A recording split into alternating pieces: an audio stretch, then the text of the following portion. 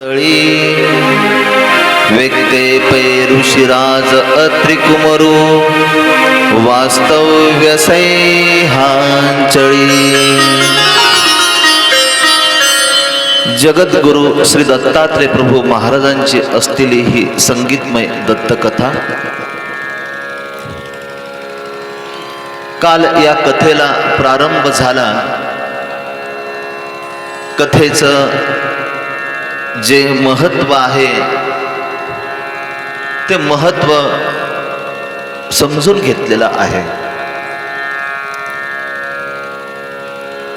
आजचा आपला हा दुसरा दिवस। काल समारोपाच्या प्रसंगी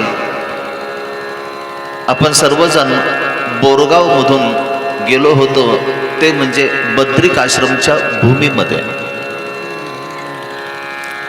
अत्यंत सात्विक असलेली ही बद्रिक आश्रमची भूमी।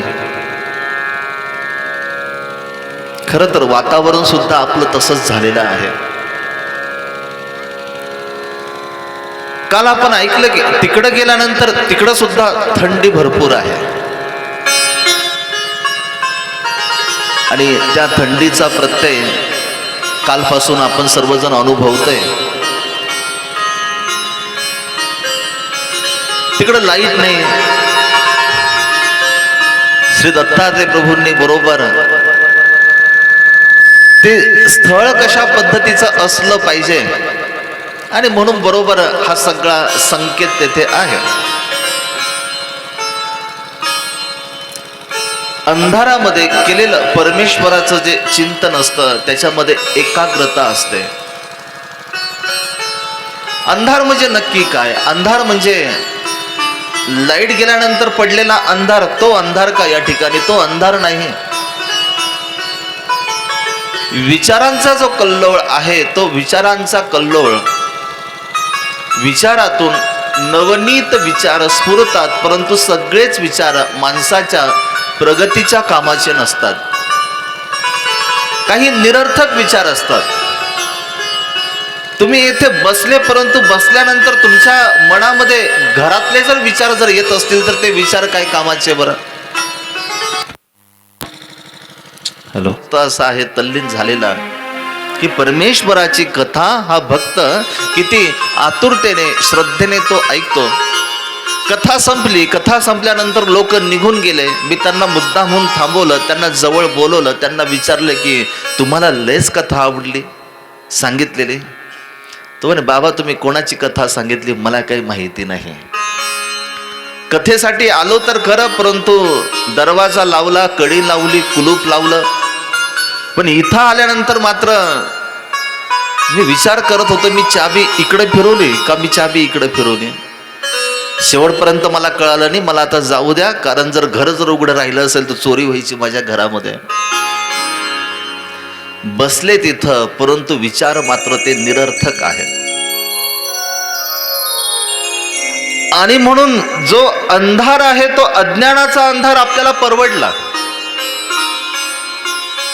कारण परमेश्वराचं जे नामस्मरण आहे, परमेश्वराचं जे चिंतन आहे ते अशा भूमीतूनच ते निर्माण होऊ शकतं। काल आपण पाहिलं की त्या बद्रिक आश्रमच्या भूमीमध्ये अत्रि ऋषी, अनसुया माता आणि तेथे उपस्थित असलेले जे काही ऋषीमुनी लोक आहेत, हे सगळेजण काय करतायत? त्या निराकार असलेल्या परमेश्वराचं नामस्मरण करतायत। नामस्मरण साधण्याची जागा तीच आहे। आमच्या ग्रंथामध्ये एक महत्वाची नोंद आपल्याला पाहायला मिळेल। सर्वज्ञ श्री चक्रधर स्वामी उत्तरापंथे निघून गेल्यानंतर आचार्य श्री नागदेवाचार्यांच्या खांद्यावर या परमार्गाची धुरा सर्वज्ञ श्री चक्रधर स्वामींनी सोपवली। आचार्य श्री नागदेवाचार्य नसुद्धा त्यांच्या या वेदातूनच अनेक लोक ईश्वराच्या धर्माला तेथे लागत असत। आपल्यासारखीच एक वयोवृद्ध असलेली माता होती, तिने आचार्य श्री नागदेवाचार्यांकडनं अनुग्रह घेतला आणि बऱ्याच दिवसांनी आचार्य श्री नागदेवाचार्य तिला भेटण्यासाठी गेले. शेवटी ते चरित्र आपल्याला ऐकायचंय. आचार्य श्री नागदेवाचार्य तिला म्हणतात की साकाई तू विजना का न जासे. अगं घरी बसून तू काय करते, त्याच्यापेक्षा तू एकांतात बसून तू देवाला आठवत जा, देवाचं नामस्मरण करत जा. ते म्हणते हे काहीजे जव जव गोलो ते खेळवी तव तव देवा ते आठवतो गा. जेव्हा जेव्हा मी माझ्या नातवंडांना मांडीवर बसून अगदी त्यांच्या डोक्यावरून पाठीवरून हात फिरवते ना, त्या वेळेला मी देवाचं नामस्मरण करते. आचार्य श्री नागदेवाचार्यांनी तिला जो सल्ला दिला तो खूप महत्वाचा सल्ला देतात. आचार्य श्री नागदेवाचार्य तिला म्हणतात की गृहस्मरणापसी झाडातळी मनोरथ कीजे ते निके. तुम्हाला देवाला आठवायचं ना, घरी बसून देवाला नाही आठवू शकत. आणि जर घरी बसून जर तुम्ही जर देवाला जर आठवू जर शकले जर असते तर मंदिरांची गरज कशाला राहिली असते. मंदिर बांधण्याची गरजच नाही. जो तो आपल्या घरी बसून देवाचं नामस्मरण करत राहिला असता, बसला असता तेथे. आमचे देव श्री चक्रधरा YouTube चॅनलचे आमचे तपस्वीराज दादा आता पदयात्रेवरनं आले. पदयात्रा करण्यासाठी गेलेले होते, देवाला आठवण्यासाठी गेलेले होते. ऊन, थंडी, वारा, पाऊस याची कुठलीही तमा न बाळगता, कारण याच माध्यमातून देव आपल्याला भेटतो. सुखासुखी देव आपल्याला भेटेल का. आपण म्हणतो की दे रे हरी पलंगावरी. देवा जर द्यायचंच असेल, मी इथं आयुष आरामामध्ये बसलेलोय आणि मला सगळं तू येथे मला दे, अशाने नाही मिळत आपल्याला. त्या परमेश्वराला प्राप्त करण्यासाठी या सगळे जे निरोध आहेत, जे होणारे जे त्रास आहेत, हे त्रास सहन करावे लागतील आपल्याला. आणि त्याच वेळेला कुठे तो जो परमेश्वर आहे, तो परमेश्वर अंतःकरणामध्ये तो स्थिर होणार आहे. त्या बद्रिकाश्रमच्या भूमीमध्ये परमेश्वराच्या या नामस्मरणाची एक पर्वणी सुरू होती. सर्वजण त्या श्री दत्तात्रय प्रभूंना तेथे आठवीत, त्या निराकार असलेल्या परमेश्वराला सर्वजण तेथे आठवीत होते. काय तो परिसर, अत्यंत निसर्गरम्य असलेला परिसर. सर्वत्र हिरवळ, सर्वत्र जे झाडं आहेत ते झाडं अत्यंत आनंदाने उभे आहेत. तो खळखळणारा झरा, पक्ष्यांचा येणारा तो किकवाट आणि चिवचिव करणारे जे काही पक्षी आहेत ते पक्षी जणू काही त्या नामस्मरणाला एक हातभार लावण्याचं तेथे काम करतायत. अशा प्रकारची जागा आपल्याला निर्माण करता आली पाहिजे. हे कालच्या कथेतून आपण बघितलं. कधीतरी घर सोडून त्या वृक्षांच्या सावलीमध्ये जाऊन त्या देवाला आठवता आलं पाहिजे. संतांनी सुद्धा सांगितलंच आहे ना, संतांनी सुद्धा सांगितलं, वृक्षवल्ली आम्हा सोयरी वनचरे. वृक्षवल्ली आम्हा सोयरी वनचरे. वृक्षवल्ली आम्हा सोयरी वनचरे. वृक्षवल्ली आम्हा सोयरी वनचरे. पक्षी सुस्वरे आळविती. वृक्षवल्ली आम्हा सोयरी वनचरे. वृक्षवल्ली आम्हा सोयरी वनचरे.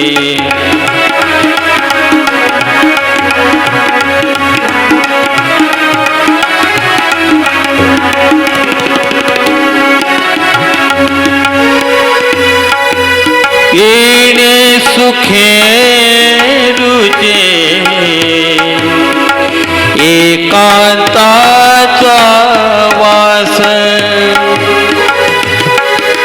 येणे सुखे रुचे एकांताचा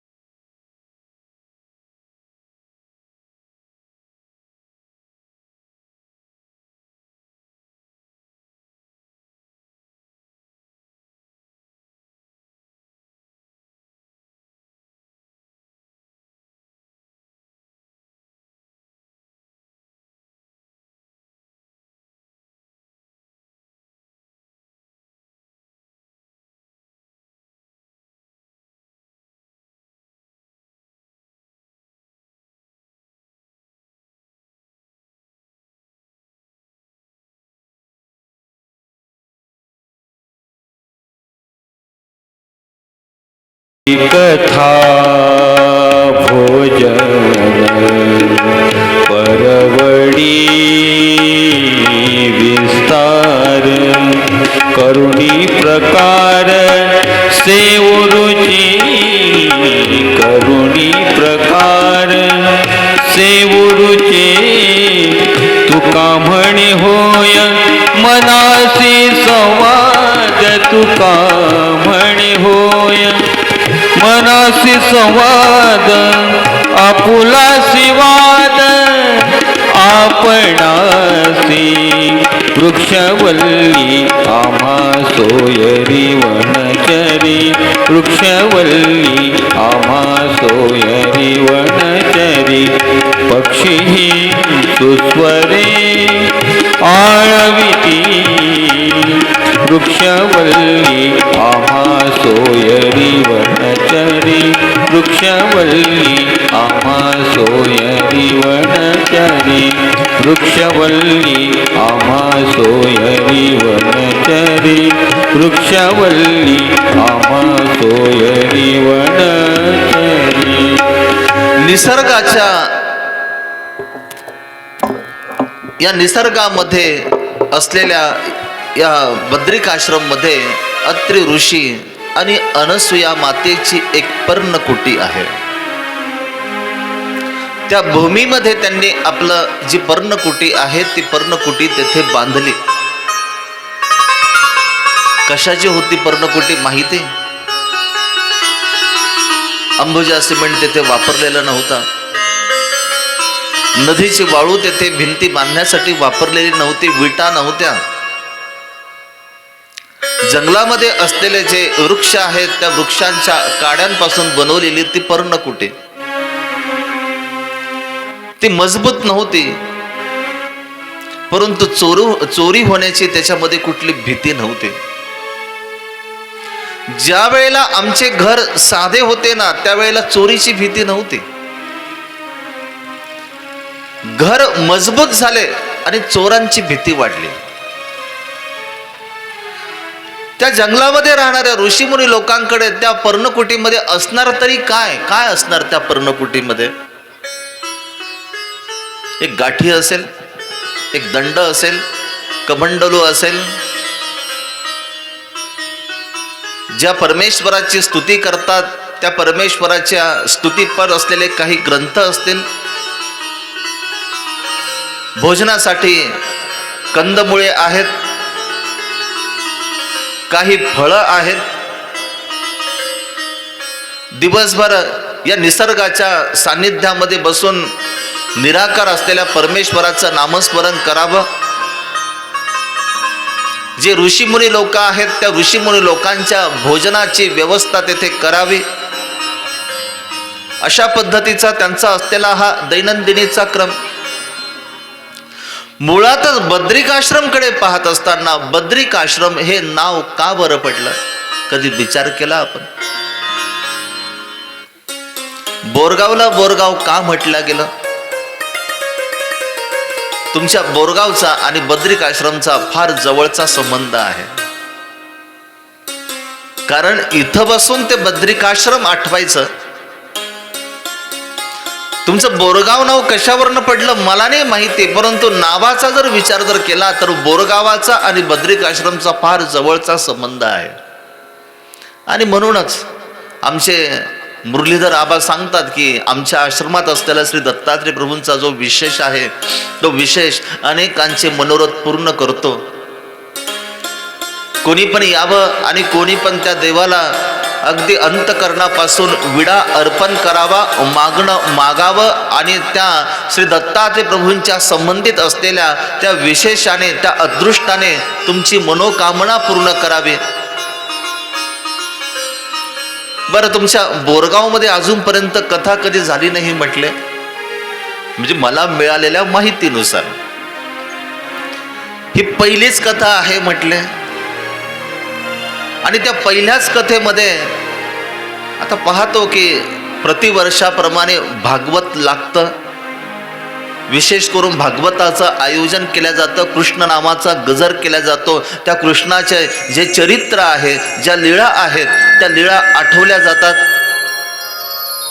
पण ते मुरलीधर आबांना कुठून कल्पना सुचली काय माहिती. मागच्या डिसेंबरमध्ये मला फोन केलाय, म्हटले बाबा पुढच्या दत्त जयंतीला तुम्हाला आमच्या गावात यायचं आणि तुम्हाला श्री दत्त कथा सांगायची आहे आमच्या बोरगावमध्ये.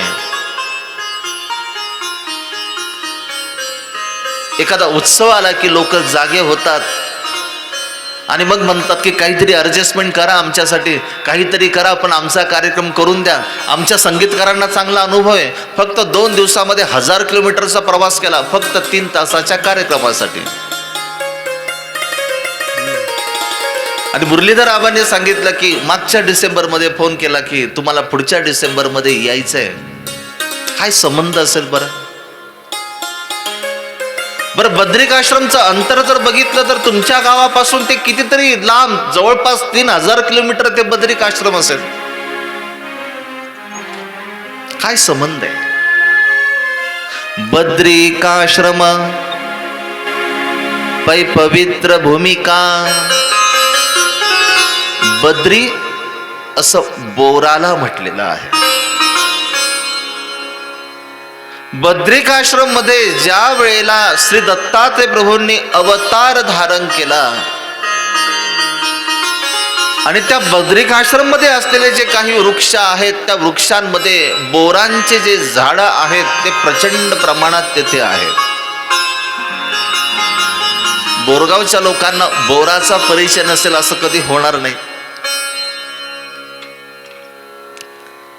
पण आता जे सिजनेबल बोर दिसतात एवढे मोठे असतात, मोठे पण गोड लागत नाही, फक्त खाऊ वाटतात, पोट भरण्यासाठी फक्त खाल्ले जातात, अशा प्रकारचे ते बोर तिथं नव्हते.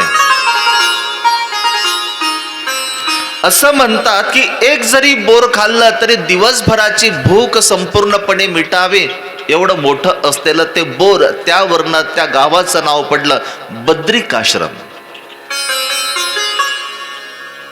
आता आपल्या बोर गावामध्ये बोरांचे झाडं आहेत का? अजून गाव का मी फिरून बघितलेलं नाही, किंवा असतील पूर्वीच्या कालखंडामध्ये, त्यावरनं ते बोरगाव नाव पडलेलं असेल. कारण गावांचे नावं जे पडतात ते 2 प्रकाराने पडतात.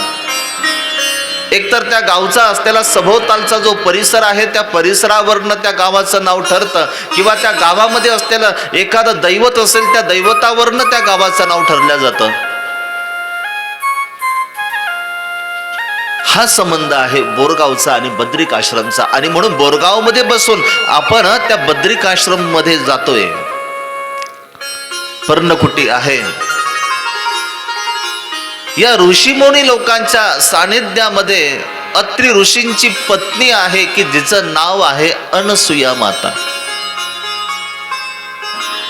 अत्यंत सात्विक आहे, तेजस्वी आहे. तिच्या चेहऱ्यावर जे तेज आहे ते तेज कृत्रिम साधनांनी तिने ते सजवलेलं तेज नव्हतं, दैवदत्त होतं. आपल्या तपाने ते तेज तिच्या त्या चेहऱ्यावर तेथे निर्माण झालेलं होतं. अत्यंत तेजस्वी असलेली अनसुया माता. काही लोक दिसायला सुंदर असतात पण मनाने मात्र खूप खराब असतात, ज्याला आपण म्हणतो की कुच्चर असतात मनाने. अनसुया मातेचं मात्र तसं नव्हतं. जेवढी ती दिसायला सुंदर होते तेवढीच मनाने सुद्धा तेवढीच सुंदर होते. आणि म्हणूनच अनसुया मातेचं नाव सुद्धा तिच्या त्या असलेल्या स्वभावावरनं ते नाव पडलं.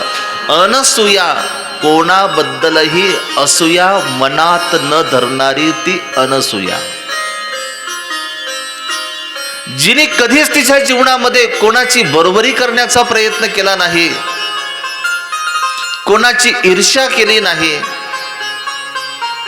देवाने जे मला जीवन दिलेलं आहे ते जीवन मला आनंदाने त्या परमेश्वराचं नामस्मरण करत करत ते मला जीवन जगायचं, फक्त एवढंच तिला माहिती.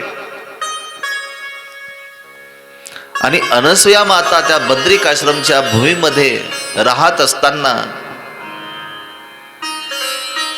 अत्यंत सात्विक असलेल्या वातावरणामध्ये राहते. त्याच्यामुळेच तिचे जे विचार आहेत, तिची जी कृती आहे ती पूर्णपणे सत्वस्थ झालेली आहे.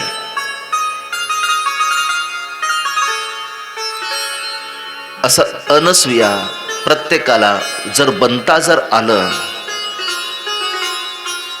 तर परमेश्वराला सुद्धा वाटेल ना की मला जन्म घेत असताना मी आता पुढच्या वेळेस ज्या वेळेला अवतार धारण करेन ना त्या वेळेला बोरगावमध्ये एखाद्या घरी एखाद्या मातेच्या कुशीमध्ये मी अवतार धारण करेन, असं परमेश्वराला सुद्धा मोह वाटेल ना. वाटतं आपल्याला. श्रीकृष्ण जन्माष्टमी आल्यानंतर ज्या वेळेला लीळा चरित्रातल्या एखाद्या लीळा आपण पाहतो, त्या श्रीकृष्ण जन्माष्टमीच्या लीळा आपण पाहतो, त्यावेळेला एखाद्या सत्वशील असलेल्या मातेला असं वाटतं की नाही, माझ्याही उदरी देवाने अवतार धारण करावा. हो नक्की, पण त्या आधी अशा परिस्थितीने चालावं लागेल. अत्यंत सात्विक असलेली अनसुया माता आहे. कधीच कोणाचा द्वेष न करणारी, कोणाबद्दल कपट मनामध्ये न ठेवणारी, निरंतरपणे निराकार असलेला जो परमेश्वर आहे त्या परमेश्वराचं नामस्मरण करणारी. तुमच्या बोरगावच्या महिला खूप मला चांगल्या वाटल्या. एरवी कार्यक्रम म्हटल्यानंतर चपात्या करताना, पुऱ्या करताना अख्ख्या गावाच्या कुटा आपण करत असतो, कारण सगळ्या महिला एकत्र आलेल्या असतात. आणि त्या एकत्र आल्यानंतर मग काय असतं, अगं तुला माहिती नाही, ती नाही का, ती इथं आली नाही 2 दिवसापासून, तुला माहिती का, असं असं आपण नको ते गोष्टी आपण करत बसतो. म्हणणं सुद्धा फक्त बोरगाव मधली चर्चा नसते, करमाळ्यातली चर्चा असते. अगदी पुण्यापर्यंत जातो, मुंबईपर्यंत जातो, तिथपर्यंत सगळी चर्चा असते. ज्याला आपण कधी बघितलं नसतं आपण त्याचे सुद्धा कुटा काढण्याचं काम करत असतो. तर आमच्या बोरगावच्या महिला मी मगाशी बघितलं, पुऱ्या लाटत असताना भजन म्हणत होत्या, देवाचं भजन. अशा महिला खूप महत्वाच्या आहेत, त्यांच्यासाठी एकदा टाळ्या आपण सर्वांनी वाजवल्या पाहिजे. आपली भारतीय संस्कृती तेच सांगते की अन्न तयार करत असताना, पदार्थ तयार करत असताना जर जी महिला आहे ती पदार्थ तयार करणारी, तिच्या जर मुखामध्ये देवाचं जर नाव जर असेल तर त्या अन्नामध्ये सुद्धा सात्विकता निर्माण होते. सांगा बरं, आता घरी तुम्ही स्वयंपाक बनवताना देवाचं नाव असतं का कोणाचं नाव असतं मनामध्ये? घरी जर आपण स्वयंपाक बनवतो आता तुमच्या भागात तर माहिती नाही, परंतु बाकीच्या भागामध्ये पायामध्ये चप्पल असते, किचन ओटा असतो, त्या किचन ओट्यावर गॅस पेटलेला असतो, इकडं चपाती भाजी ठेवलेली असते आणि हे सगळं ठेवत असताना घरामध्ये आपले जे नातेवाईक आहे त्या नातेवाईकांकडे बघून मनातल्या मनात का होईना परंतु शिव्या देणं सुरू असतं, मलाच राबावं लागतं, मलाच सगळं करावं लागतं, हे इकडचं भांड इकडं सुद्धा ठेवत नाही, इकडची वस्तू तिकडं सुद्धा ठेवत नाही. कस काय त्या अन्नामध्ये सात्विकता निर्माण होईल बरं? सात्विक असलेला पदार्थ देवाला आवडतो. हो, श्रीकृष्ण महाराजांच्या चरित्रामध्ये बघा तुम्ही,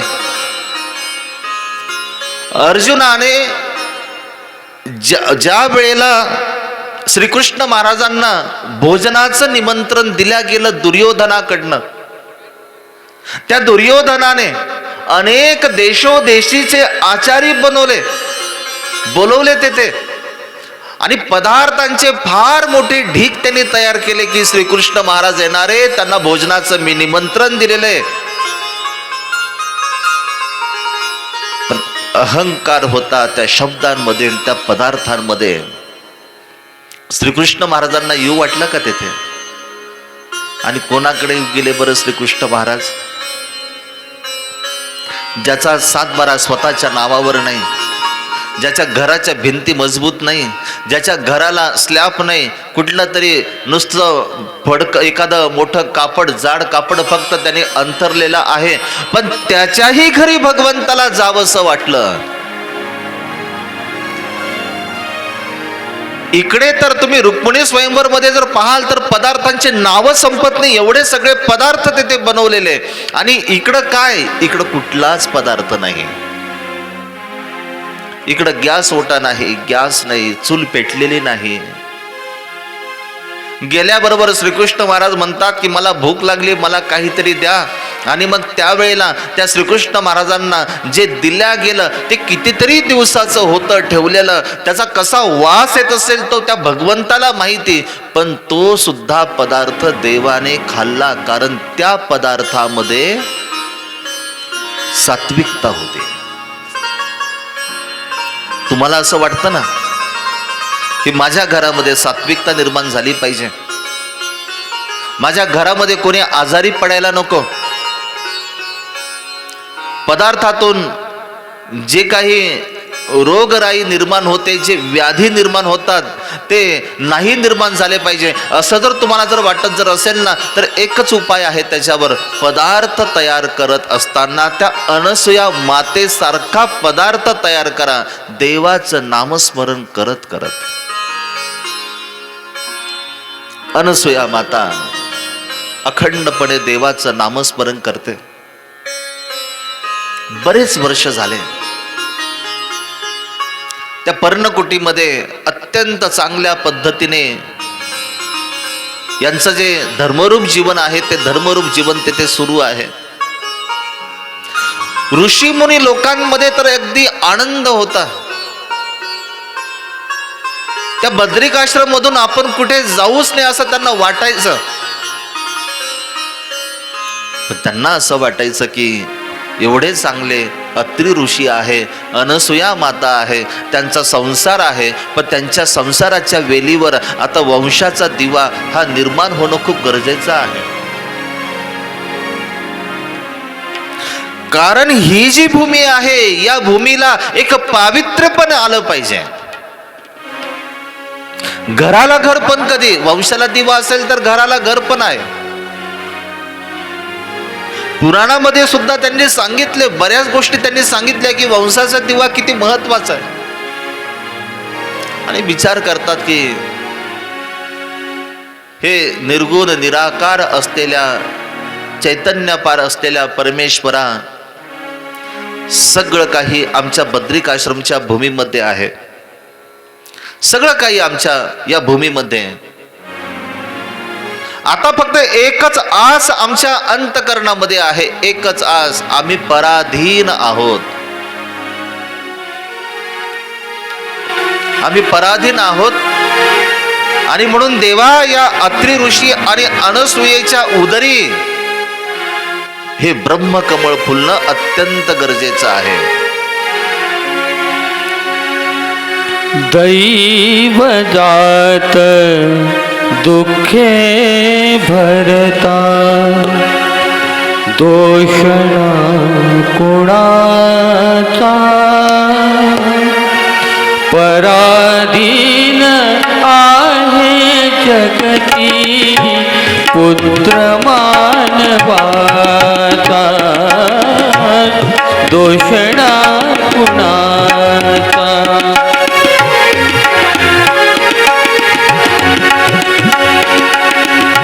पराधीन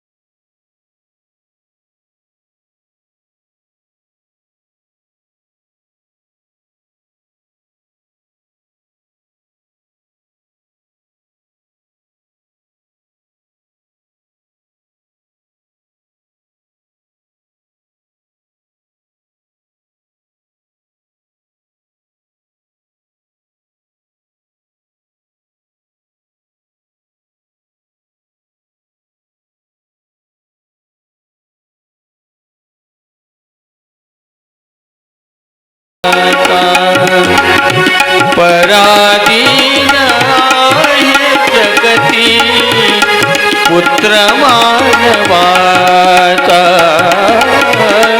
दोषणा कुणाचा दोषणा कुणाचा सौंदर्याने नटलेल्या या बद्रिकाश्रमच्या या भूमीमध्ये अत्रि ऋषी आणि अनसूयेच्या उदरी वंशाचा दिवा पाहिजे हे सगळं ऋषीमुनी लोकांना वाटायला लागलं. अत्रि ऋषींच्या मनामध्ये सुद्धा ऋषीमुनी लोकांच्या मनामध्ये काय विचार सुरू आहेत हे त्यांच्या लक्षात आलं. अत्रि ऋषींनी विचार केला की यासाठी आपल्याला तपश्चर्या करणं गरजेचं आहे. कारण त्यांनाही असं वाटायचं की या बद्रिकाश्रम मध्ये आम्हाला वंशाचा दिवा पाहिजे, अगदी खरं आहे. पण यापेक्षा या बद्रिकाश्रमच्या भूमीमध्ये अशा एका दिव्य अवताराने अवतार धारण करावा की जो या सृष्टीचा नियंता असला पाहिजे, या सृष्टीचा मालक असला पाहिजे. अत्रि ऋषींनी तपश्चर्या सुरू केली. अत्रि ऋषींची जी तपश्चर्या आहे अत्यंत खडतर अशा प्रकारची ते तपश्चर्या.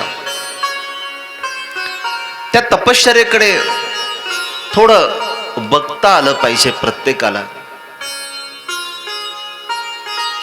कोणतीही गोष्ट सहजासहजी प्राप्त होत नसते जीवनामध्ये. एखादी छोटी जरी गोष्ट जर प्राप्त करायचं असेल तर त्यासाठी फार झगडावं लागतं, त्यासाठी फार प्रयत्नांची पराकाष्ठा करावी लागते. आज दुसरा दिवस आहे, ज्या जागेमध्ये बसलेलो आहोत आणि या जागेच्या अवतीभोवती जे काही सौंदर्य आपल्याला पाहायला मिळते की ज्याच्यामुळे या कथेमध्ये अधिक प्रमाणामध्ये एक गोडवा निर्माण होतो. एका दिवसातला खेळ असेल का बरं तो? काल सांगितलं प्रास्ताविकामध्ये की मुरलीधर आबांना 2 महिने यासाठी फार मेहनत घ्यावी लागली. त्या मेहनतीचं फळ हे पाहायला मिळतं. नाही तर कोण कुठले, मी तुमच्या गावापासून 400 किलोमीटर लांब, हे बाबा जे आहेत आमचे हार्मोनियम वादक, ते बाबा इथून 700 किलोमीटर वरचे, हे सुद्धा तितक्याच लांबचे. हा सगळ्यांचा ताळमेळ त्यांनी जमवून आणला. एवढ्या सहजतेने या गोष्टी होतात का? चांगल्या गोष्टीसाठी मेहनत करावी लागते, चांगल्या गोष्टीसाठी प्रयत्न करावे लागतात, आणि त्यासाठी अधिष्ठान मात्र देवाचं असलं पाहिजे. देवाच्या अधिष्ठानाशिवाय जीवनामध्ये काही प्राप्त होत नाही. आणि म्हणून या महाराष्ट्रामध्ये निस्तेज झालेल्या माणसाला सर्वज्ञ श्री चक्रधर स्वामींनी 12व्या शतकामध्ये एक सूत्र सांगितलेलं आहे. ते म्हणतात की अरे निस्तेज निराश झालेल्या माणसा, हतबल झालेल्या माणसा, उठ, प्रयत्न कर. प्रयत्न केल्याशिवाय तुला यश प्राप्त नाही होणार. तू फक्त उभा राहा, सिद्धीला नेणारा तो परमेश्वर समर्थ आहे. तू उभा ठाकलासीच पुरे, सिद्धी ते येथो नीच नील जेकीन. देवाने सांगितलेलं सूत्र आहे. जीवन जगत असताना सूत्र खूप महत्वाचे आहेत. सूत्र हे परमेश्वराचे पुत्र असतात.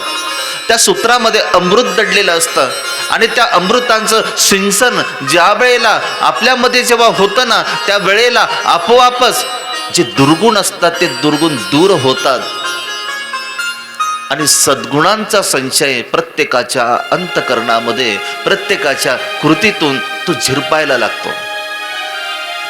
मगाशी बोरगावला आम्ही गेलो होतो काही कामानिमित्ताने. आमचे योगेश बाबा होते आमच्या सोबत. बाबांचा शिष्य, नावच नाही विचारलं अजून कोणतं नाव आहे. हरी आर्यन, हा आर्यन, ते सोबत होते.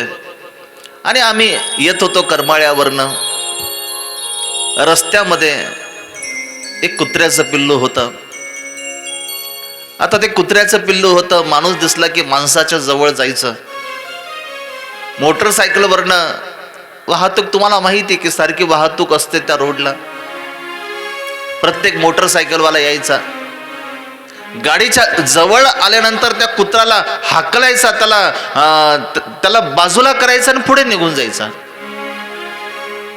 आम्ही बघत होतो थोडीशी गंमत त्याची. 4-5 जण मोटरसायकलवर, 4-5 मोटरसायकली गेल्या. एकाने तर त्याला लाथ मारण्याचा प्रयत्न केला. अरे ते 15 दिवसाचं सुद्धा नसेल एवढं ते छोटं कुत्र्याचं पिल्लू, आणि त्याला लाथ मारण्याचा प्रयत्न केला. बरा त्या लाथीतून तो वाचला.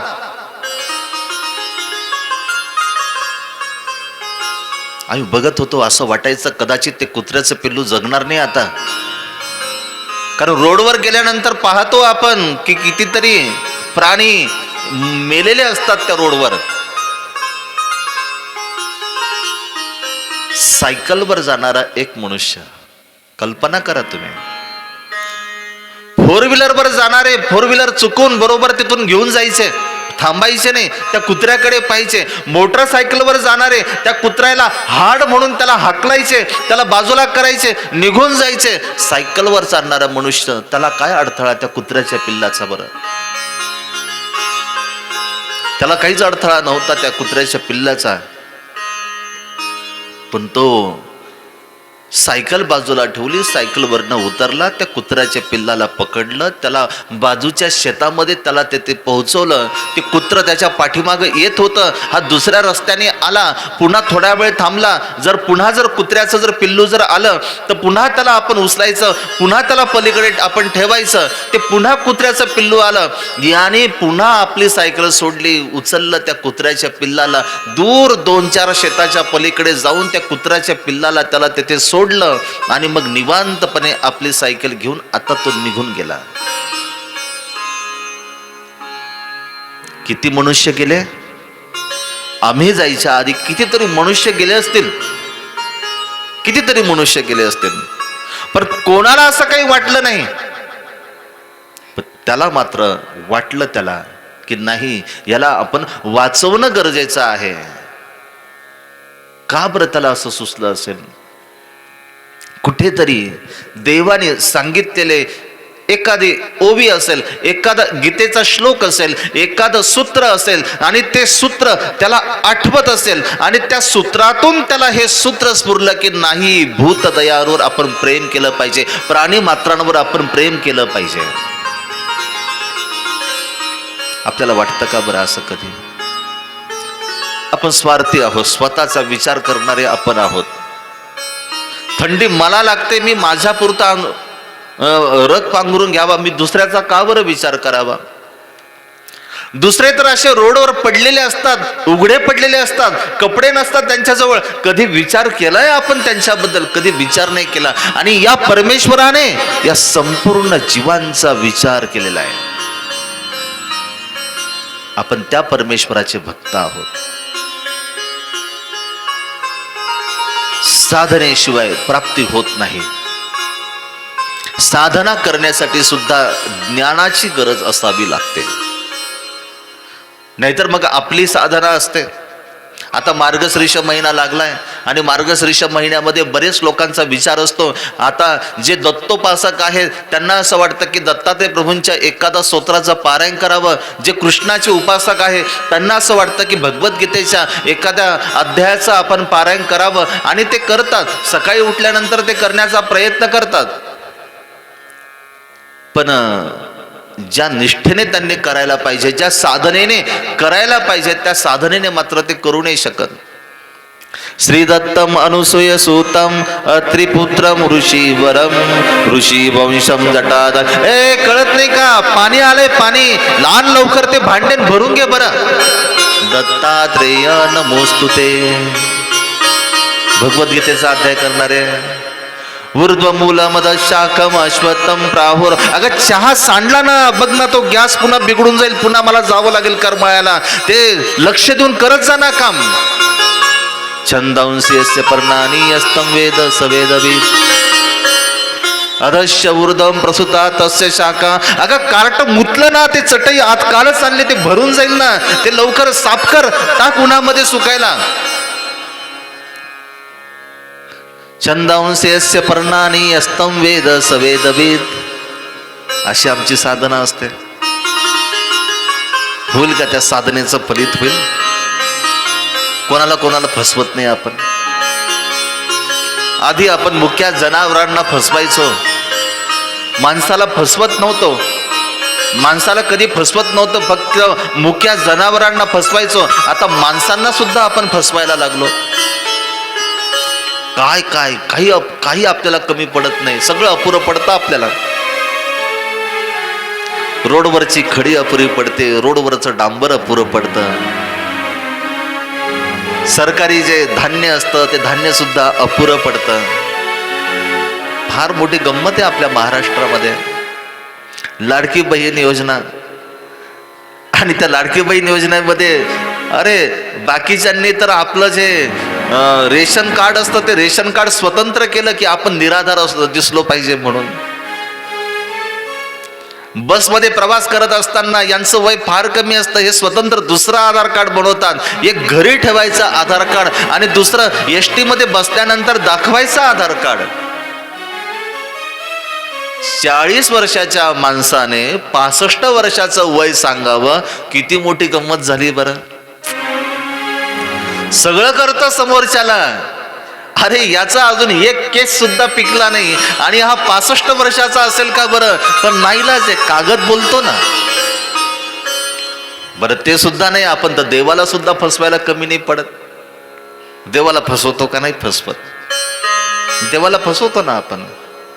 देवाला तर आपण भडीमार असतो. देवा हे माझं काम कर, ते माझं काम कर, हे काम कर. तू जर माझं हे जर काम केलं ना देवा, तुला मी छटाक पेढे चढवेन बर का. पेढे फक्त छटाक असतात. किती फसवतो देवाला. एका गावामध्ये नावाचा एक माणूस होता, त्याला मुलगा होत नव्हता. आणि मग तो गेला त्या देवळामध्ये, गेला त्या देवळामध्ये त्या मूर्तीसमोर उभा राहिला. त्या मूर्तीला म्हटला तो नाम्या की देवा, जर मला मुलगा दिला ना तर मी तुला सोन्याची टोपी वाहीन.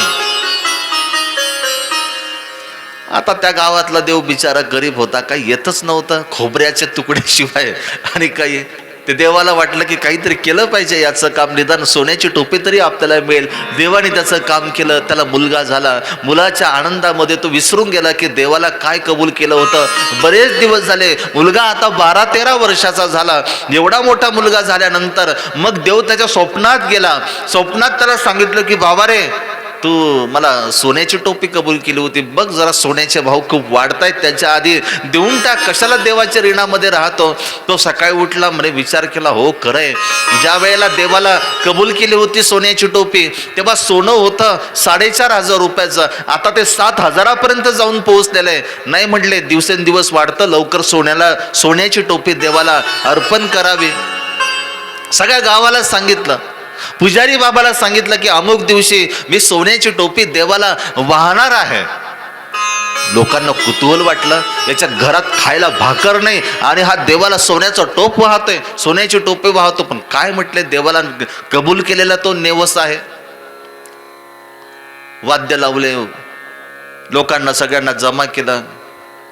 त्या टोपल्यामध्ये, त्या ताटात मस्तपैकी चांगला सुडा ते पांघरलेला होता, त्याच्यात काहीतरी ठेवलेलं होतं. निघाला वाजत गाजत त्या देवळामध्ये गेला, देवाजवळ जाऊन पोहोचला. आणि देवाजवळ जाऊन पोहोचल्यानंतर सगळे लोक त्याला म्हणतात, अरे बाबा रे, नाम्या जरा दाखव ना ती सोन्याची टोपी, जरा आम्हाला पण दाखव. नाही नाही नाही, ती फक्त देवाला दिसेल.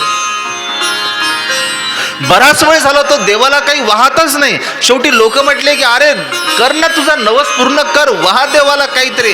थांबा म्हटलं, एक मिनिट, अरे सोन्या कुठे रे तू? तेवढ्यात त्याचा पोरगा 12-13 वर्षाचा पळत आला. काय बोलले पप्पा तुम्ही? काही नाही रे, ये इकडे जरा उभा राहा.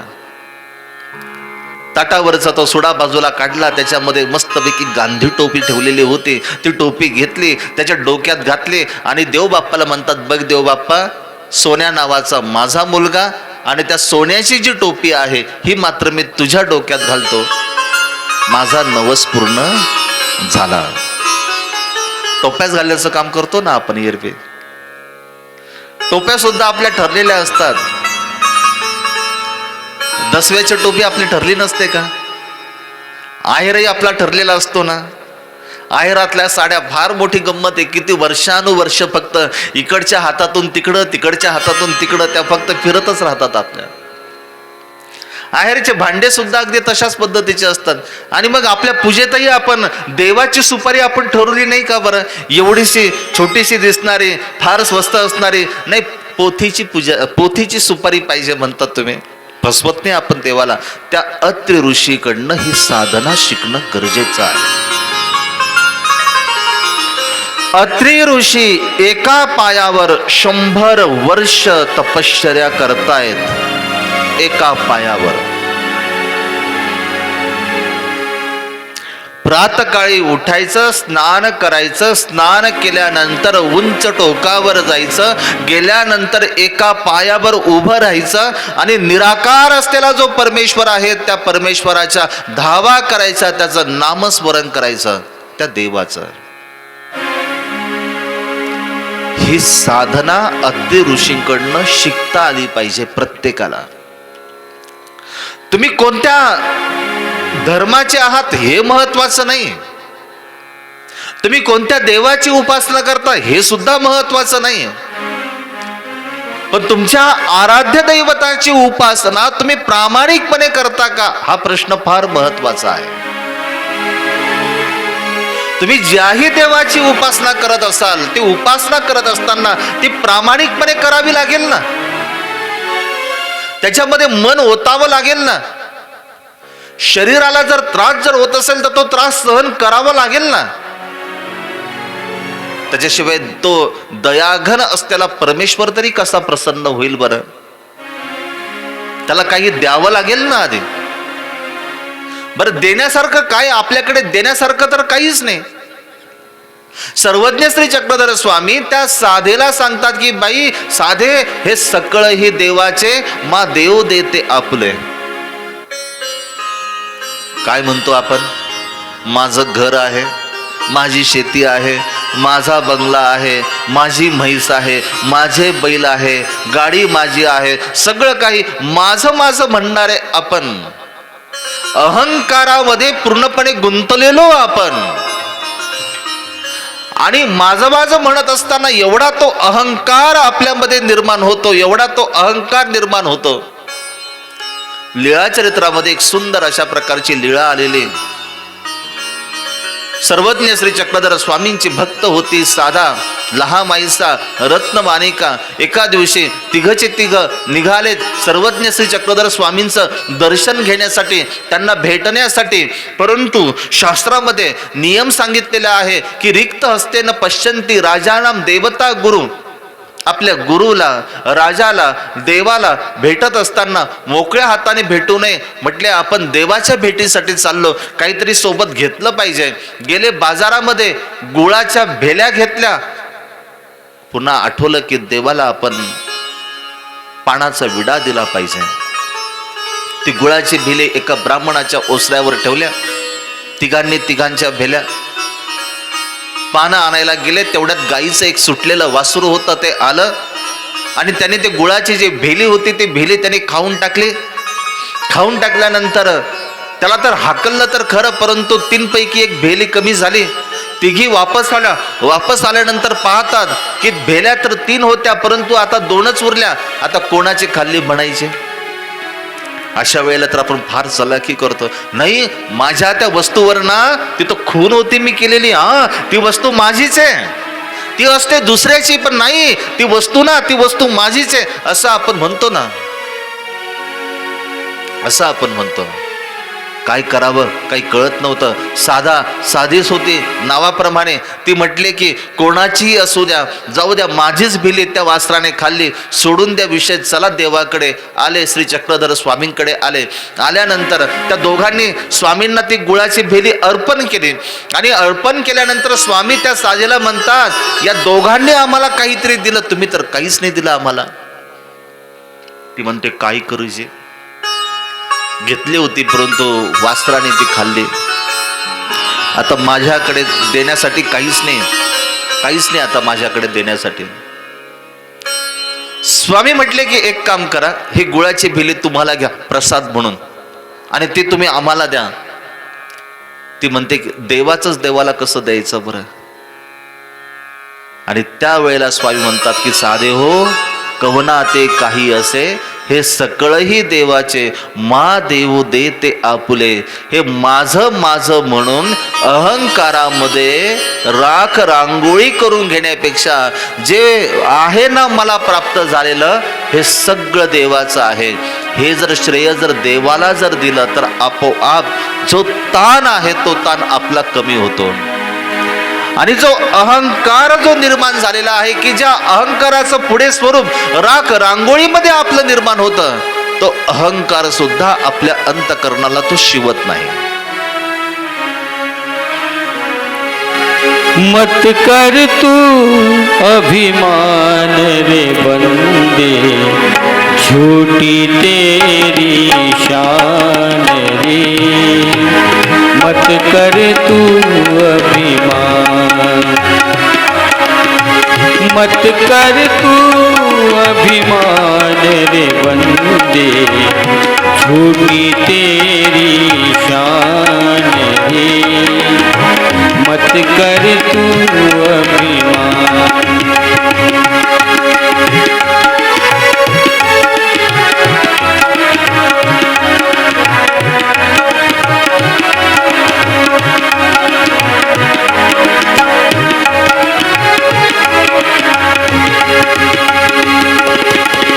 तेरे जैसे लाखों आए, लाखों इस माटी ने खाए. तेरे जैसे लाखों आए, लाखों इस माटी ने खाए. रहा ना नाम निशान वो बंदे, झूठी तेरी शान रे. मत कर तू अभिमान. मत कर तू अभिमान रे बंदे, झूठी तेरी शान रे, मत कर तू अभिमान।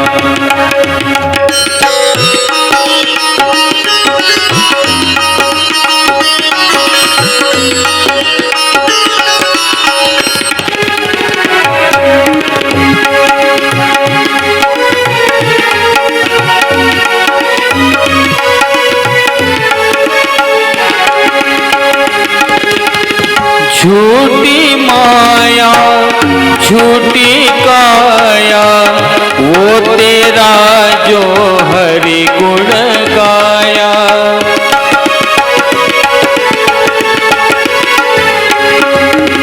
झूठी माया झूठी काया, वो तेरा जो हरि गुण गाया। जपले हरि का नाम रे बंदे, झूठी तेरी शान रे, मत कर तू अभिमान, मत कर तू अभिमान रे बंदे, झूठी तेरी शान रे, मत कर तू अभिमान।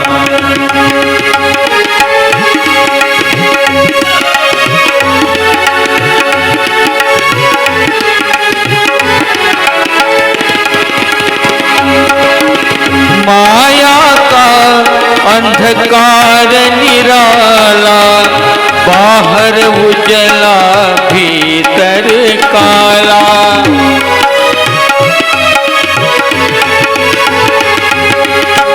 माया का अंधकार निराला, बाहर उजला भीतर काला। इसको तू पहचान रे बंदे, झूठी तेरी शान रे, मत कर तू अभिमान, मत कर तू अभिमान रे बंदे, झूठी तेरी शान रे, मत कर तू अभिमान रे, मत कर तू अभिमान रे बंदे, मत कर तू अभिमान। अत्रि ऋषी श्री दत्तात्रय प्रभू निराकार असलेल्या त्या परमेश्वराचं एकाग्र चित्ताने आपल्या साधनेने नामचिंतन करत आहेत। अत्रि ऋषींची जी साधना आहे ती साधना अत्यंत महत्वाची असलेली ती साधना। का बरं आपल्याला स्थिर राहायचं या ठिकाणी? यासाठी स्थिर राहायचं की स्वतःच्या जीवनामध्ये स्वतःच्या विधीमध्ये तो एक आदर्श निर्माण करता येईल का? देवाचं करत असताना सगळं स्वच्छ मनाने करता येणं गरजेचं आहे। ते निर्मळ असलं पाहिजे। निर्मळ केलेली भक्ती देवाला आवडते आणि त्या निर्मळ भक्तीने त्या देवाला जर आठवलं, त्या देवाला जर आळवलं तर निश्चितच जीवनातील ज्या व्यथा आहेत तर त्या व्यथा नष्ट होतात। तो परमेश्वर कसा आहे? तो परमेश्वर सुद्धा साधर्व आहे। जर भक्ताने जर आतुरतेने जर विनंती जर केली ना, देवाला जर आळवलं ना अर्थस्वरामध्ये, तर देवाला सुद्धा त्या जीवाला भरभरून द्यावंसं वाटतं आणि दिलं ना। अनेक कथेंच्या माध्यमातून आपल्याला पाहायला मिळतं की भरभरून देणारा तो देव आहे। अत्रि ऋषींची तपश्चर्या अत्यंत प्रखरपणे सुरू आहे। ती काय एक दिवसाची तपश्चर्या नव्हती, 2 दिवसाची नव्हती, 1.25 महिन्याची नव्हती। आम्ही तर 1.25 महिन्यात थकून जातो। मंदिरामध्ये गेल्यानंतर सांगितलं जातं की 6 महिन्याचा विडा अर्पण करा आणि एखादा विधी करा, सकाळी उठून देवाचं नामस्मरण करा, एखादा स्तोत्राचं पारायण करा, आणि ते आपण करतो. 6 महिना होतो, मग पुन्हा जातो. बाबा झाला ना 6 महिना, आता बोटावर दिवस मोजत असतो, कधी दिवस पूर्ण होतात आपले. जोपर्यंत मिळत नाही तोपर्यंत ती साधना अखंडितपणे तशीच ती ठेवली पाहिजे. अत्रि ऋषी हताश नाही झाले, निराश नाही झाले. मी एवढं सगळं देवाचं करतो तरी सुद्धा देव माझ्यावर का प्रसन्न होत नाही, असा प्रश्न त्यांनी देवाला नाही केला. देवा तुला द्यायचं का नाही द्यायचं हा तुझा प्रश्न, पण मी मात्र तुझी साधना अखंडितपणे शेवटच्या श्वासापर्यंत मी तुझी साधना करत राहणार. तार अथवा मार प्रभू तो नाथ अनाथाचा. तुला तारायचं असेल या संकटातून तार, तुला मारायचं असेल तर मार, परंतु मी मात्र माझ्या या साधनेवरून यत्किंचितही मी डगमगणार नाही, मी ढळणार नाही. किती दिव्य तेजस्वी लोक संत आपल्यामध्ये होऊन गेलेले. त्या संतांनी केलेली जी साधना आहे त्या साधनेचं फलित आजही त्या लोकांना अनुभवायला मिळतं. कितीतरी संत आहेत, त्या संतांनी आधी आपलं देह पूर्णपणे झिजवलं त्या साधनेने, आणि जे देह झिजवलं आणि त्यातून मग जे निर्माण झालं ना दृश्य, त्याचा सुवास आजही आपण घेतो ना, आजही घेतो. फार काही लांब कुठे जायची गरज नाही. आमचे मुरलीधर आबा इथं स्थायिक होण्याच्या आधी 12 वर्ष त्यांनी पायी परिभ्रमण केलं. 12 वर्ष ते फिरले, आणि 12 वर्ष फिरल्यानंतर मग कुठे त्यांच्या त्या साधनेला एक मूर्त स्वरूप आलं, आणि या बोरगावची जागा त्यांना आवडली. त्यांना असं वाटलं की आपण येथे थांबावं, येथे थांबून आपण आपली जी साधना आहे ती साधना आपण करावी. अत्रि ऋषी डगमगले नाहीत. 100 वर्ष त्यांनी तपश्चर्या केली. शेवटी जो निराकार असलेला जो परमेश्वर आहे, त्या परमेश्वराला सुद्धा त्या जीवाची कणव निर्माण झाली की नाही, या भक्ताला आपण काहीतरी दिलं पाहिजे, त्याला प्रसाद आपण दिला पाहिजे, त्या भक्ताला प्रसाद दिला पाहिजे. बघा, प्रसाद देण्याच्या 2 पद्धती असतात. एक प्रसाद असतो तो मागितला जातो. तुम्ही देवाला काहीतरी अर्पण करतात आणि अर्पण केल्यानंतर मग तुम्ही म्हणता बाबा प्रसाद नाही दिला तुम्ही आम्हाला.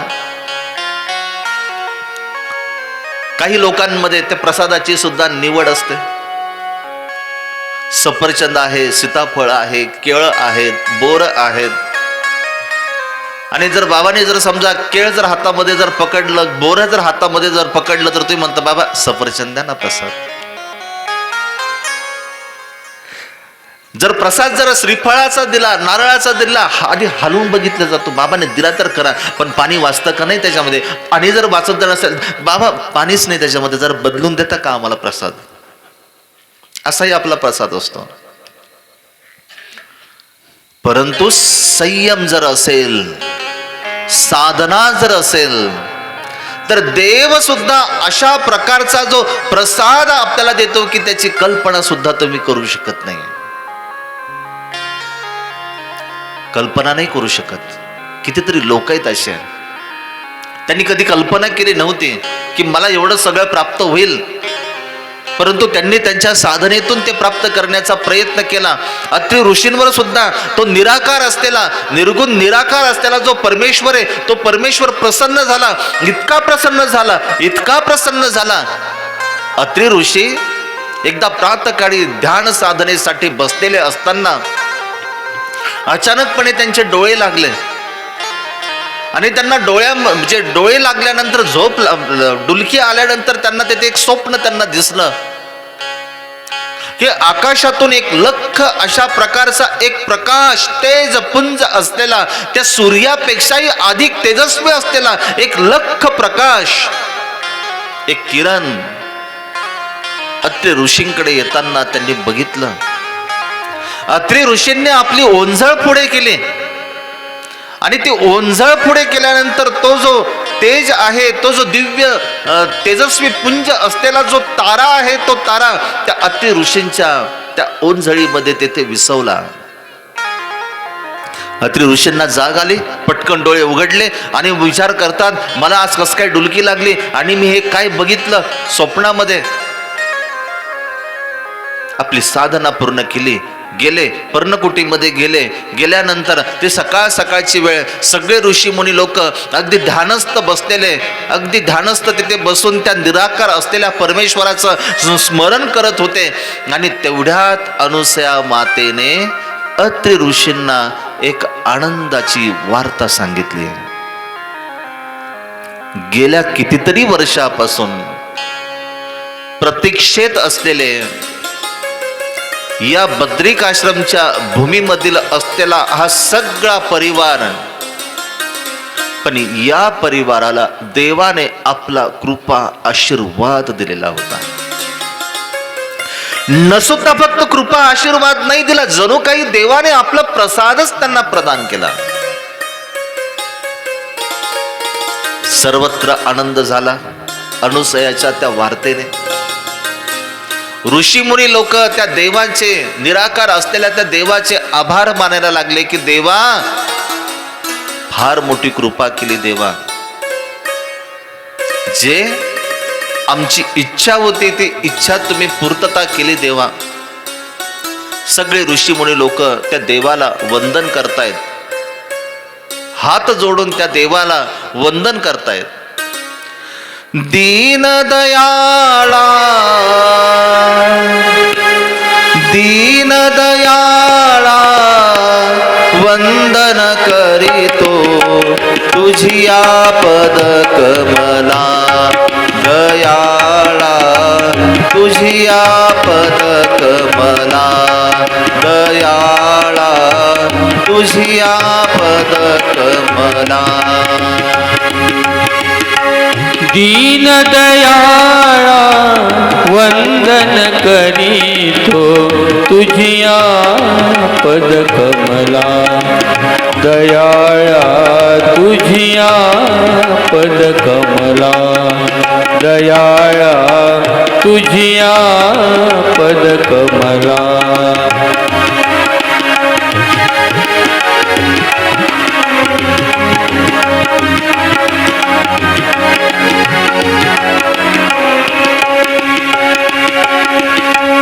निशिदिनी आमुचे पालन करीसी तुझी जगत पाळा. दयाळा तुझी जगत पाळा, दयाळा तुझी जगत पाळा. निशिदिनी आमुचे पालन करीसी तुझी जगत पाळा. दयाळा तुझी जगत पाळा. तव गुण गाता सकल मलिनता, तव गुण गाता सकल मलिनता. तव गुण गाता सकल मलिनता. तव गुण गाता सकल मलिनता. जाती हो विलया दयाळा, जाती हो विलया. दीन दयाळा वंदन करीतो तुझिया पद कमला. दयाळा तुझिया पद कमला.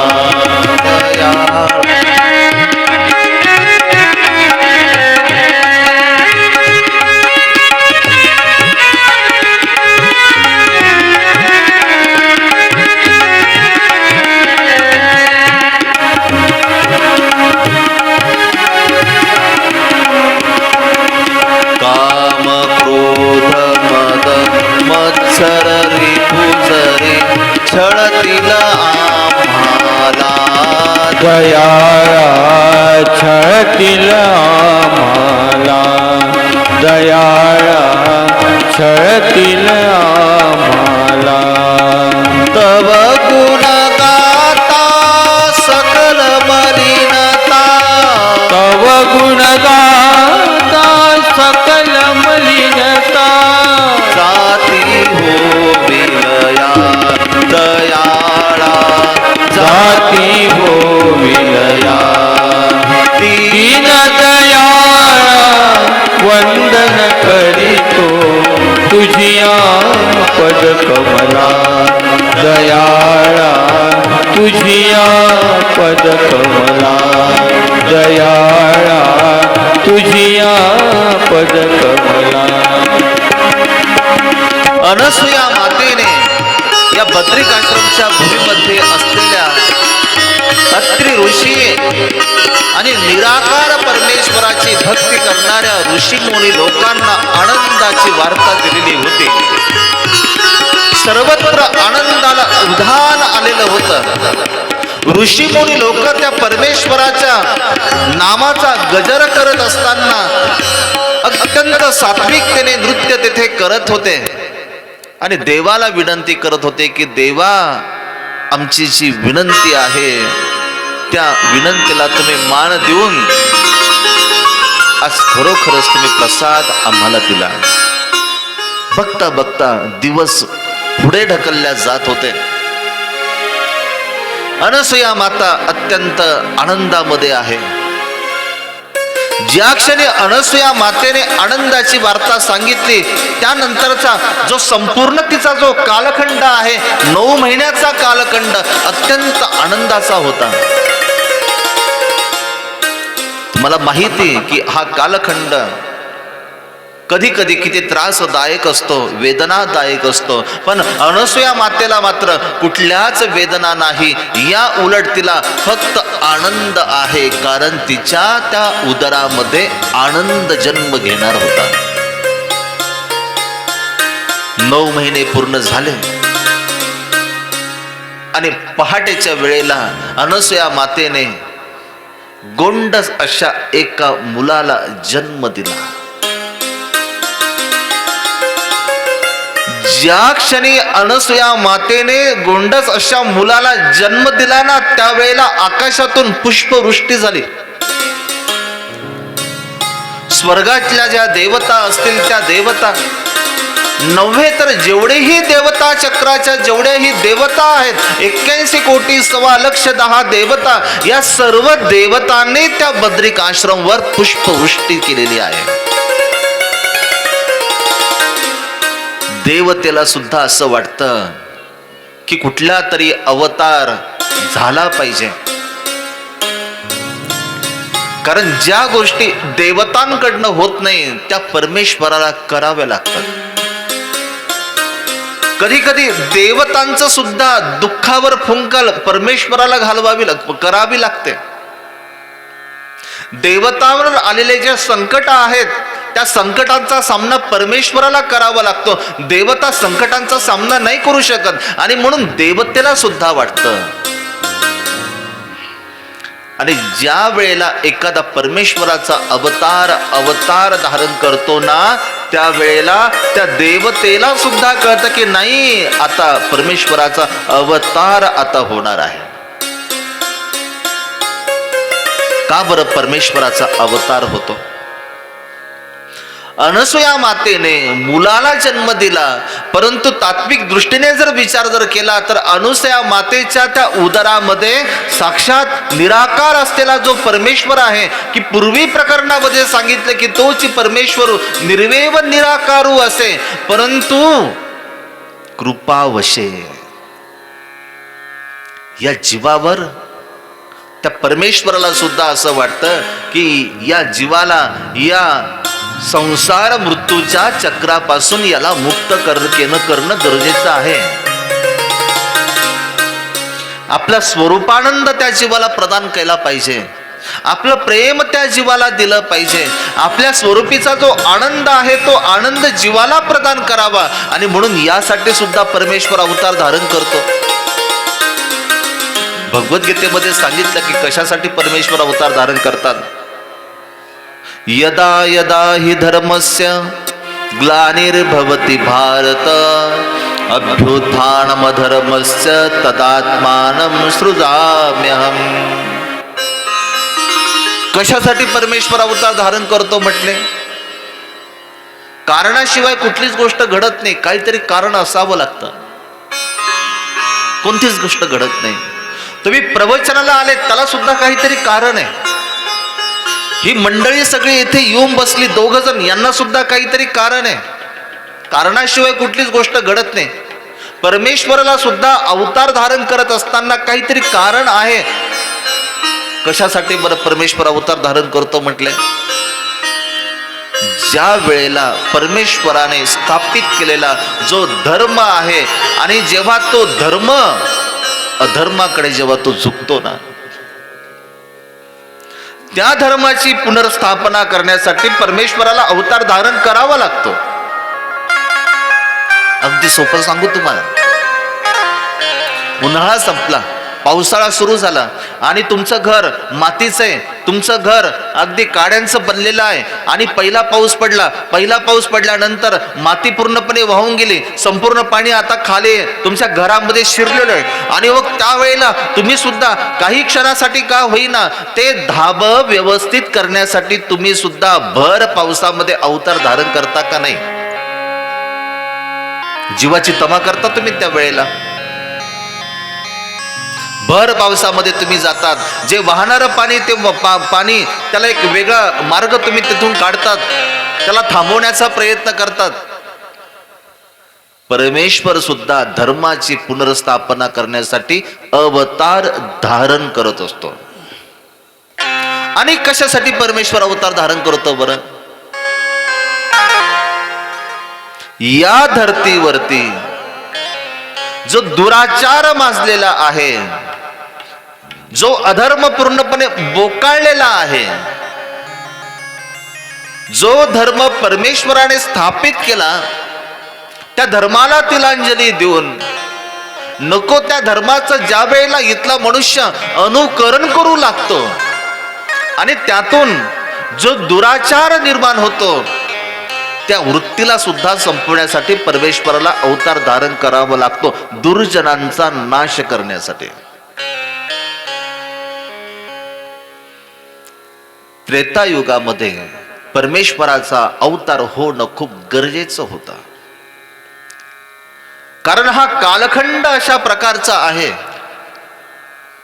32 लक्ष वर्षाचं कृतयुग संपलेलं आहे आणि 16 लक्ष वर्षाचं जे त्रेत युग आहे त्या युगाला नुसता प्रारंभ झालेला आहे. एक युग संपत असताना दुसऱ्या युगाचा प्रारंभ होत असताना परमेश्वराने अवतार धारण केला. संधी काळामध्ये अनसूया मातेच्या उदरी ज्या बालकाने जन्म घेतलेला होता तो सर्वसामान्य बालक नव्हता. अत्रि ऋषींनी भृगु ऋषींना बोलवलं, विनंती केली की काही संस्कार असतात, बारसं असतं, नामकरण असतं आणि नामकरण करायचं बाळाचं. आणि म्हणून भृगु ऋषींना पाचारण केलं. भृगु ऋषी तिथं आल्यानंतर अत्रि ऋषीने त्यांना सांगितलं की ज्या क्षणी अनसूया मातेने आनंदाची वार्ता दिली त्यावेळेला मला स्वप्न पडलं होतं. त्या स्वप्नामध्ये आकाश मार्गे अत्यंत तेजस्वी असलेला तारा माझ्या ओंजळीमध्ये तो विसावला. हे जेव्हा त्यांनी ऐकलं ते म्हणतात की अरे अत्रि ऋषी, तुझ्या पोटी सर्वसामान्य बालकाने जन्म नाही घेतला, तुझ्या पोटी जन्म घेतलेला आहे त्या परमेश्वराने जन्म घेतलेला आहे. श्री दत्तात्रेय प्रभू नामकरण केलं त्या बाळाचं. दत्त म्हणजे देणारा, अत्रि ऋषींचा पुत्र म्हणून दत्तात्रेय. सैंग ऋषी दुसरं नामकरण केलं, बाळाचं नामकरण झालं. अनेक ऋषी मुनी लोकांना पाचारण केलेलं होतं. फार मोठी पंगत बसली म्हटले त्या बद्रिकाश्रम मध्ये. फार मोठी पंगत तेथे संपन्न झाली. अनसूया माता तर जसा बालकाने जन्म घेतला तशी ती एकदम आनंदित आहे, अगदी आनंदित आहे. काय त्या बालकाचं सौंदर्य आहे. शास्त्रामध्ये 32 लक्षणं सांगितलेले आहेत. सौंदर्याचे लक्षण किती तर म्हटले 32 लक्षण. आणि हे जे 32 लक्षण जे असतात ना, हे फक्त परमेश्वराकडे असतात. ज्यांना तुम्ही पुरस्कार देतात ना, विश्व सौंदर्याचा, सौंदर्यवतींचा सुद्धा पुरस्कार असतो अनेक देशांमध्ये. परंतु ते जे सौंदर्य आहे, या 32 लक्षणातल्या एकाही लक्षणाचा कणभर सुद्धा भाग नाही ते सौंदर्य. कल्पना करा की ते 32 लक्षणांनी नटलेली ती परमेश्वराची श्रीमूर्त कशा पद्धतीची असली पाहिजे बरं. आमच्या संतांनी त्या मुखमंडलाचं वर्णन करत असताना कितीतरी ओव्या खर्च केल्या आहेत ग्रंथामध्ये,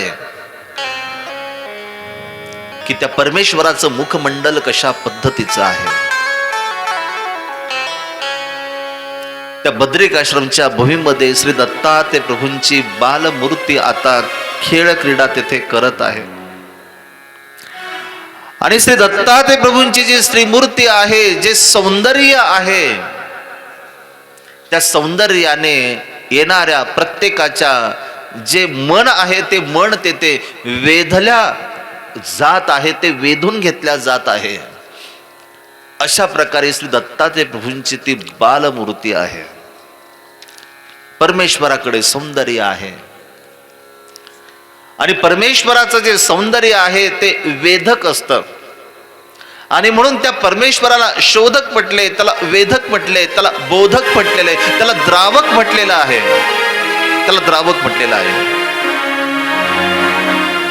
अशी बद्रिकाश्रमच्या भूमीमध्ये श्री दत्तात्रय प्रभूंची ही बालमूर्ती आता बाळ क्रीडा तेथे करत आहे. सौंदर्याने माझे वेधले गमन, लावण्यादि गुण छळाले, लावण्यादि गुण छळाले. सौंदर्याने माझे वेधले गमन, लावण्यादि गुण झळाळले, लावण्यादि गुण झळाळले.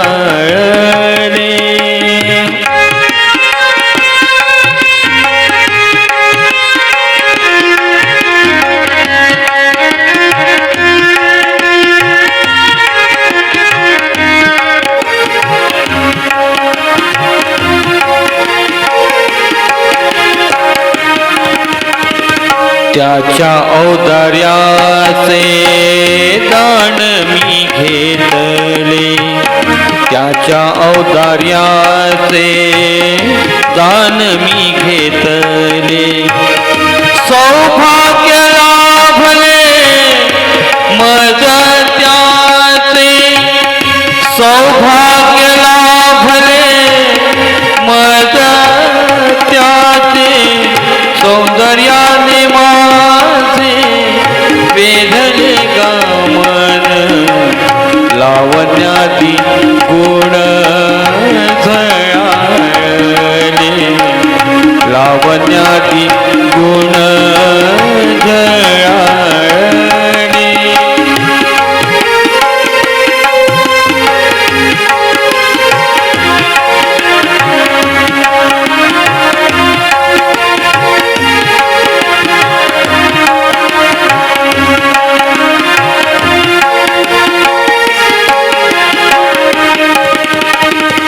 दयामया त्याची सदा माझ्यावर, दयामाया त्याची सदा माझ्यावर. कृपेचा सागर पावला तो,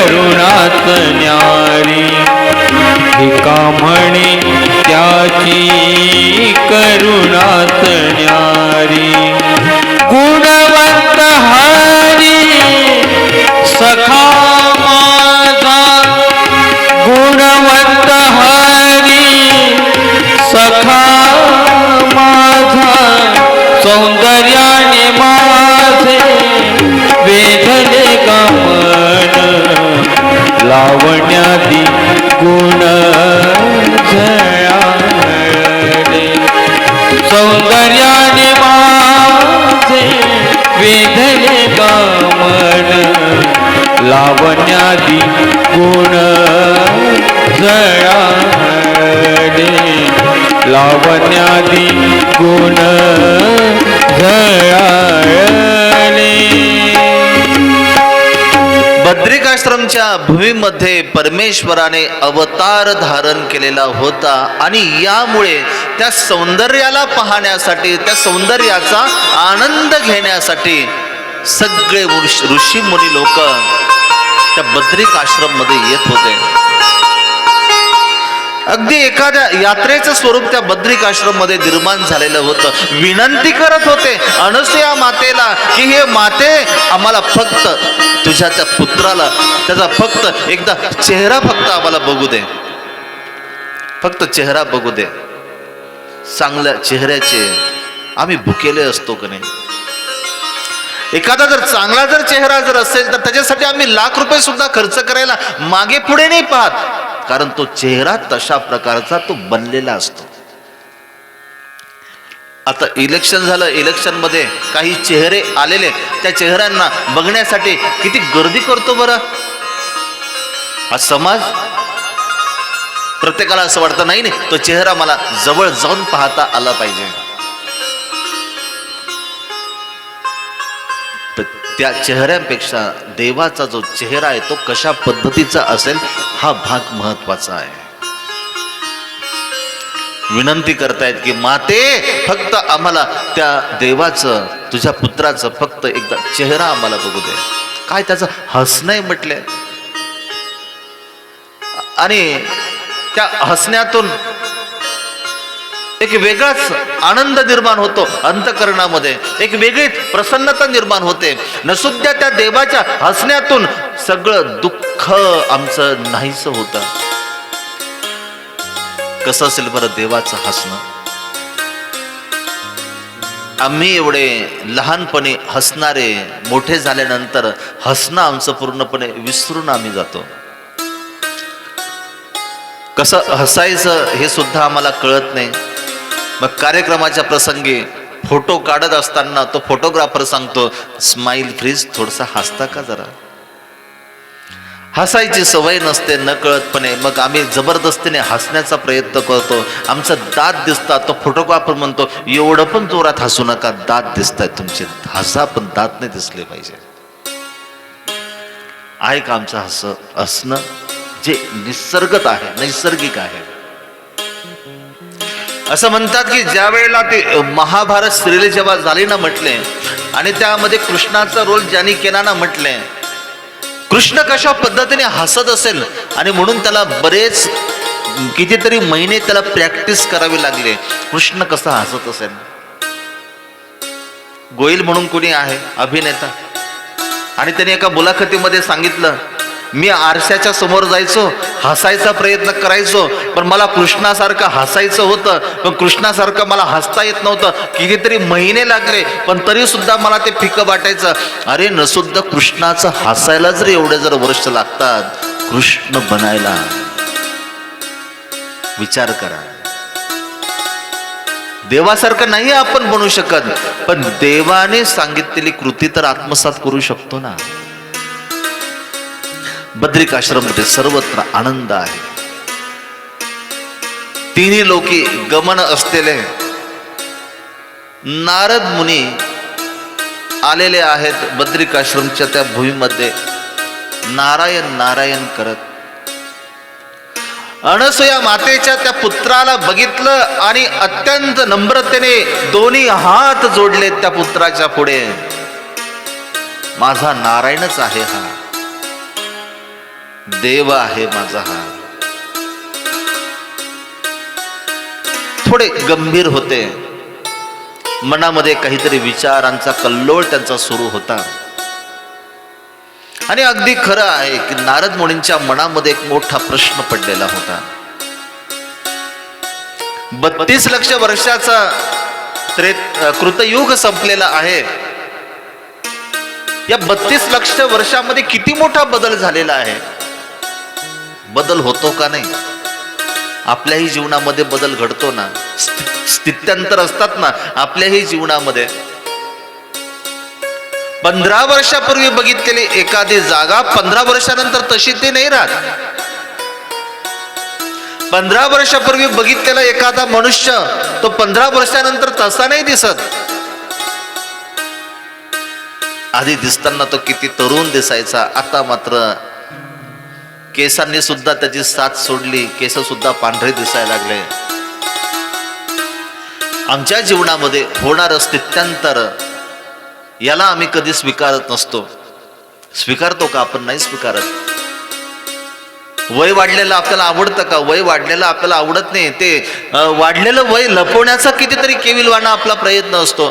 पार्लरमध्ये जातो, तो चेहरा आणखीन आपण तो तरुण दिसण्याचा आपण तो प्रयत्न करतो. आपल्या डोक्यामध्ये जर एखादा जर पांढरा जर झालेला केस जर असेल तर तो बरा नाही वाटत. त्याला आपण असं वाटतं की काय एखादा शत्रूने आक्रमण केलंय का आमच्या या तरुणपणावर, असं वाटतं आणि त्याला आपण काढून फेकून देतो. पण तोही इतका कुच्चर असतो ना, तो एकटा तर निघून जातो, पण जात असताना पुन्हा 10-12 पांढरे केस करून जातो. आपण लपवण्याचा प्रयत्न करतो. चेहरा तरुण दिसला पाहिजे म्हणून किती आपला केविलवाना प्रयत्न असतो. चेहऱ्यावरच्या सुरकुत्या लपवण्याचा प्रयत्न करतो. आपण पाहतो ना हल्ली इतकं वय झालेलं असतं पण केस मात्र अगदी काळे शुभ्र असतात. असं वाटतं की हा तरुणच आहे, पण नंतर कळतं की हा तरुण नाही, हा तर 60 वर्षाचा म्हातारा झाला होता. होणारे स्थित्यंतर आम्हाला स्वीकारू वाटत नाही. नारद मुनींना जो प्रश्न पडला तो प्रश्न आम्हाला का बरं पडला नाही कधी? भगवद्गीतेने सांगितलं त्याच्या सारामध्ये की परिवर्तन यही संसार का नियम आहे. मग आमच्यामध्ये होणारं जे परिवर्तन आहे कधी त्याच्यावर आपण चिंतन करतो? कधी चिंतन करत नाही. पण नारद मुनींना तो प्रश्न पडलेला होता. 32 लक्ष वर्षाचं कृतयुग संपलं. 16 लक्ष वर्षाच्या त्रेता युगाला आताशी कुठे प्रारंभ झाला. या पंचमहाभूतांची असलेली ही जी भूमी आहे, या भूमीमध्ये या प्रपंचामध्ये सगळा आता बदल घडलेला आहे. माणसांमध्ये सुद्धा बदल घडला. बदल नाही घडला? घडला ना बदल. आम्ही लहान होतो, लहान असताना भारत माझा देश आहे, सारे भारतीय माझे. कोण आहे? कोण आहे? मोठ्याने सांगा ना, माझे पाठांतर नाही म्हणून विचारतो मी तुम्हाला. भारत माझा देश आहे आणि सारे भारतीय माझे. नक्की का? आता तुम्ही गोड स्वरात बांधव आहे असं म्हटले, परंतु तुम्ही तरुण झाल्यानंतर, मोठे झाल्यानंतर तुमचे वाटणारे, आताचे वाटणारे बांधव कधी तुम्हाला शत्रू वाटायला लागतील ते सांगता येत नाही. परिवर्तन तिथं सुद्धा घडतं. तिथं सुद्धा घडतं. आधी म्हणतात की 1 तीळ 7 जणांनी वाटून खाल्ला. आता एखादा प्लॉट जर असेल तर असं वाटतं तो माझ्याच मालकीचा असला पाहिजे. 5 एकर जर शेत असेल तर असं वाटतं की ते माझ्याच मालकीचं असलं पाहिजे. त्याच्यासाठी खून, रक्तपात, कोर्टाच्या पायऱ्या चढायला आम्ही करत नाही. आहे ना परिवर्तन, होतं ना परिवर्तन. आधी आमचा परिवार मोठा होता, वाडा होता आमचा. आजही काही ठिकाणी आम्ही मागच्या वेळेस, आता आम्ही जी कथा संपवली तिथं त्या गावामध्ये आजही ते वाडे आहेत आणि त्या वाड्यामध्ये 100 लोक एका छताखाली राहायचे. आज राहतो का आपण? 750 स्क्वेअर फुटाचा कार्पेट एरिया असतो, 1 BHK मध्ये राहणं आपण पसंत करतो. आता असं वाटतं की नातं नको, सासू नको, सासरा नको, दीर नको, कोणी नको. फक्त फक्त माझा नवरा आणि मी, आमचं दोघांचं विश्व असलं पाहिजे. झालं ना परिवर्तन आपल्यामध्ये. किती कालखंड गेला, फक्त 50 वर्षाचा कालखंड, पण 50 वर्षाच्या कालखंडामध्ये किती मोठा फरक पडला बरं. जीवनाचं अंतिम सत्य आहे की परिवर्तन हे अटल आहे. कोणत्या परिवर्तनाला स्वीकारावं आणि कोणत्या परिवर्तनामध्ये कशा पद्धतीने मी माझ्या सहित माझा धर्म सांभाळावा, यासाठी तत्वज्ञानाची नितांत सर्वांना गरज आहे. दत्तचरित्र पाहिजे ते केवळ यासाठी. नारद मुनींना प्रश्न पडला, मानव बदलले, सगळं जग बदललं, आणि मग ज्या देवता आहेत 81 कोटी 1.25 देवता, या देवतांमध्ये सुद्धा काहीतरी बदल झाला असेल ना, त्यांच्यामध्ये सुद्धा बदल झाला असेल. कारण ज्या देवता आहेत तर या देवता बंधनाने युक्त आहेत. आपल्या स्वरूपामध्ये राहणाऱ्या त्या देवता आहेत. त्या देवतांच्या हातामध्ये आहे सगळं. परंतु आमचे भाष्यकार सांगतात की एथा एके हाते स्त्र धरीजे. एखादा दुकानदार असतो ना म्हटले, त्या दुकानदाराच्या, कपड्याच्या दुकानदाराकडे तुम्ही जा आणि गेल्यानंतर मग काय, तो अख्खा तागा आपल्याकडे सरकून देतो, अख्ख्या साड्या तो आपल्यावर लोटून देतो, साडींचा ढीक तो आपल्याकडे लावतो. पण जो हुशार दुकानदार असतो ना, त्या साडीचं, त्या कपड्याचं एक टोक मात्र तो बरोबर आपल्या बोटामध्ये गुंडाळून ठेवतो. कोणी कितीही जरी हुशार असला आणि त्याला जर वाटत असेल की आपण इथून साडी उचलून घेऊन जाऊ, पण कोणी घेऊन जाऊ नाही शकत. देवतांना मोकळीकता आहे, देवतांना स्वातंत्र्य आहे, पण या देवता जीवाचा उद्धार करू शकत नाही. मग या देवतेमध्ये सुद्धा परिवर्तन घडलं असेल. मग खरोखरच या देवता लोकांमध्ये, की ज्या देवतांना जो समाज आहे तो समाज देवाची उपमा देतो, त्यांचे मंदिर बांधतो, त्यांच्या प्रतिमांचं पूजन करतो, त्या देवता लोकांमध्ये सुद्धा बदल घडला असेल ना. नारद मुनींना याच प्रश्नाचं उत्तर शोधायचं आहे. त्यांनी कशा पद्धतीने शोधलं ते उद्याच्या सत्रामध्ये आपल्याला पाहायचं आहे. अत्यंत महत्वाची असलेली ही दत्तकथा. टाइम आहे सायंकाळी बरोबर 6 वाजता. आपण बरोबर 6 वाजता जर आलात तर बरोबर 6ला कथा सुरू होईल आणि 7:15 पर्यंत कथेचा समारोप होईल.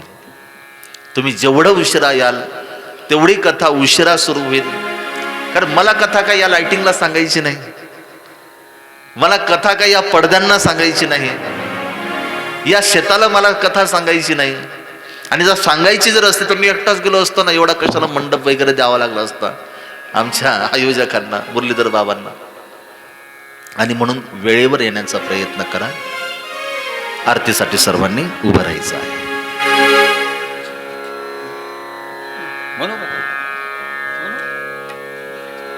हा म्हणा ना.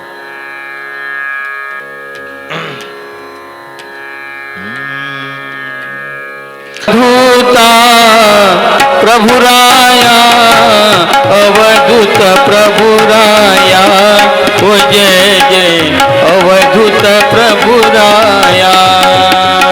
जय जय अवधूता प्रभुराया, अवधूत प्रभुराया, जय जय अवधूत प्रभुराया.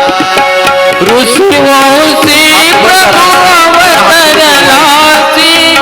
भक्त तारावया प्रभुने, भक्त तारावया. जय जय अवधूता प्रभुराया, अवधूत प्रभुराया, जय जय अवधूत प्रभुराया.